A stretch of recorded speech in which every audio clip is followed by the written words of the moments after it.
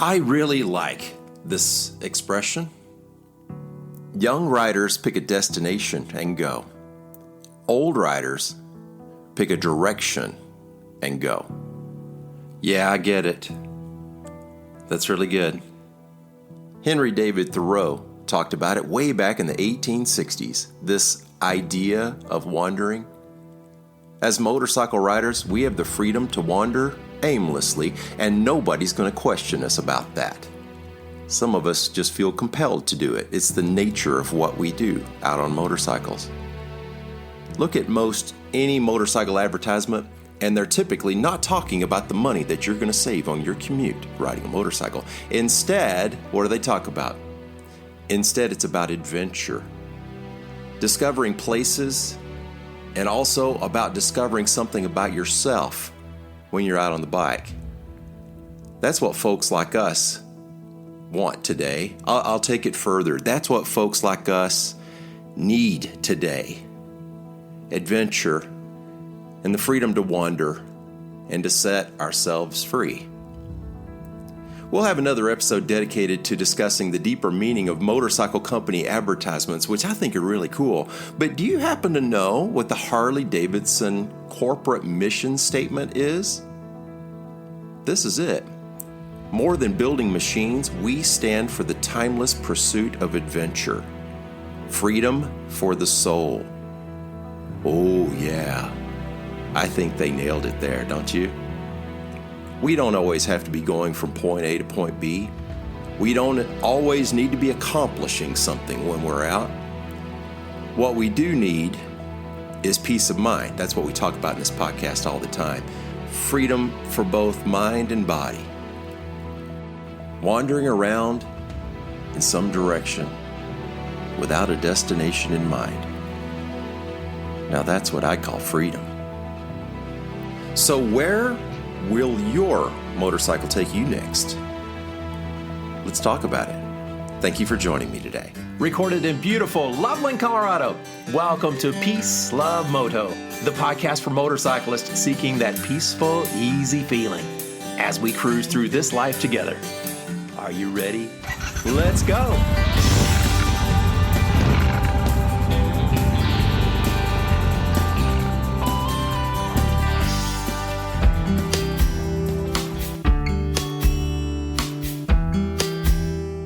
Horse Creek, Wyoming.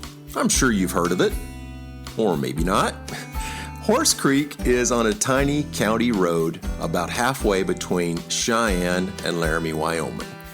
There's a little volunteer fire department building there, small ranch nearby, and really nothing else.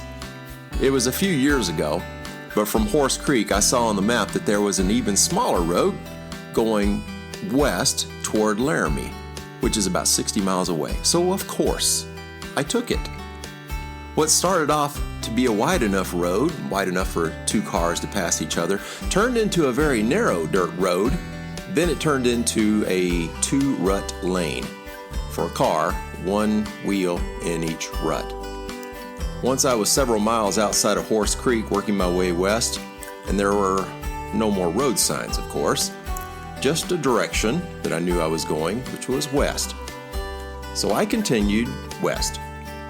What stopped me in my tracks, though, was the one and only sign beside that two-rut road, and that sign said private property. Oh, I said, oh man, really? The map showed that this was a public road. So I just turned off my engine, and I was going to sit there for a minute. Then suddenly, I saw something move up the hill to my left. It was a cowboy. He was about 100 yards away on his horse among a herd of about 100 cows. As soon as I looked at him, I waved, and I probably looked like a complete idiot. Instead of waving back, he started riding over to me at a gallop, and I said, "Oh shoot," or something like that to myself. In the couple of minutes it took for him to ride over to me, I thought only about the worst case scenario, like I was trespassing on his land and maybe he was not happy about that. As he got closer, yep, I could see it. he was carrying a gun. One of those 6-shooter revolvers on his hip, just like out of a John Wayne movie. Thing was, though, he had a big smile on his face and knew exactly why I had stopped. He said, "Don't worry about that sign," referring to the private property sign. He went on to say that it's really a public road and it's only the property on either side of the road that's private. And then he said something like, "Nice bike." And I think I replied back, "Nice horse." I probably should have said, "Nice gun," because that's what really grabbed my attention. Within the next half hour or so, I came over a hill to see Laramie way out there in the distance. The road got a little wider, then finally became paved. Back to civilization, out from the Wild West. I reached my favorite spot out there in Laramie, Coal Creek Coffee Shop, right there on Grant Street. Had my vanilla latte and thought, wow, isn't this motorcycling thing amazing? I've since thought about that cowboy. What a different life he leads than most of us. I don't know what he does day to day, watching after cows, moving them around as needed, probably acting like a veterinarian, too.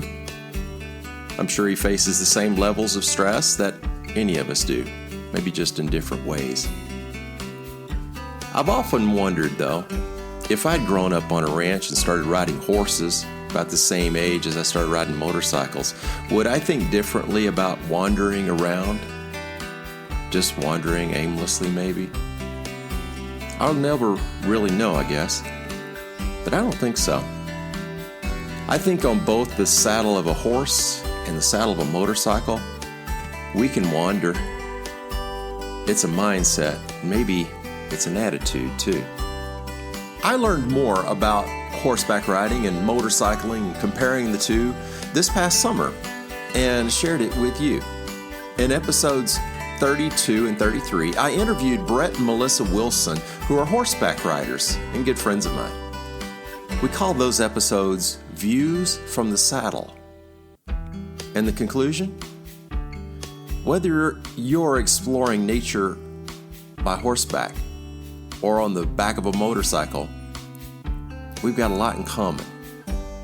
It comes down essentially to this joy of being outside and moving through nature.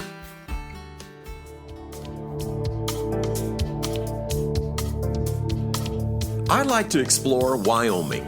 A lot of empty space out there. Recently, I explored a dirt road that drifted east from the abandoned little village called Tie Siding, Wyoming, just a short distance from Highway 287. I stopped and turned off my motor way out there just to take in the view from a hilltop, to take in the silence too. And it's then when I heard the slight rumble of a freight train way off in the distance, and then there he was, coming down the tracks about 2 miles away.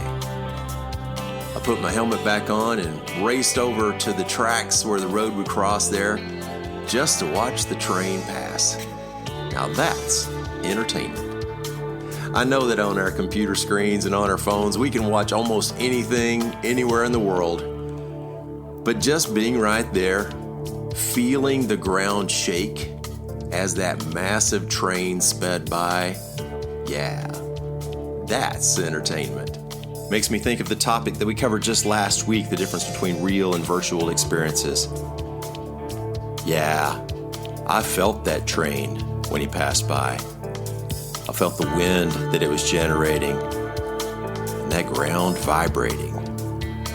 Yeah, that was real and it was cool. Henry David Thoreau wrote this simply titled book he called Walking back in 1862. This is the same guy who wrote Walden, as he described it as an experimental time of simple living, if you're not already familiar with Walden. Anyway, Thoreau was known for his long, aimless walks.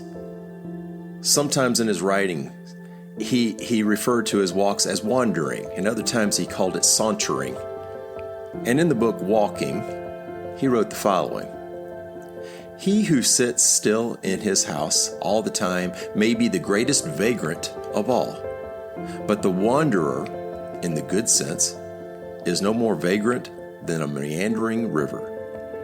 I believe that there is a subtle magnetism in nature, which, if we unconsciously yield to it, will direct us, all right. It is not indifference to us which way we walk. There's no right way. And finally this, he said, when I go out of my house for a walk, uncertain as yet whither I will bend my steps, and submit myself to my instinct to decide for me, I find, strange and whimsical as it may seem, that I finally and inevitably settle on the southwest towards some particular wood or meadow or deserted pasture of hill, in that direction. As for me here in Loveland, Colorado, I tend to head northwest. Specifically, it's an area called Cherokee Park, County Road 80C, which winds its way over small mountain passes and through meadows. Taking a ride on County Road 59 from there, you'll soon reach the Wyoming border, unmarked, but you know you're there. That road eventually emerges from the trees and opens up to this vast prairie where I almost always see large herds of pronghorn sheep, and recently saw an eagle soaring above that area. The road tees into tie siding, as I described earlier. We can fear traveling, exploring, wandering with no real destination in mind, especially when we're riding alone in lonely places. So we carry our GPS with alert capabilities just in case. Personally, I carry a Spot X unit, which is comforting. Hopefully I'll never need it. It's wilderness out there and other places like that. I know that, and I know I need to be self-reliant, prepared. But the more years I spend traveling out there on those lonely roads, they become known to me, and I'm comfortable there, and I'm not lonely at all. We can be afraid of who we might meet. Yeah, bad things can happen, certainly. But there's something special about just getting out there. Something very cool, maybe even magical, may happen. Because maybe, when you look to your left, you may see a cowboy with a big smile who says, "Nice bike." And that brief encounter with a stranger, you'll probably never forget. So let's keep on wandering. As always, thank you so much for listening. I wish you peace. I wish you love.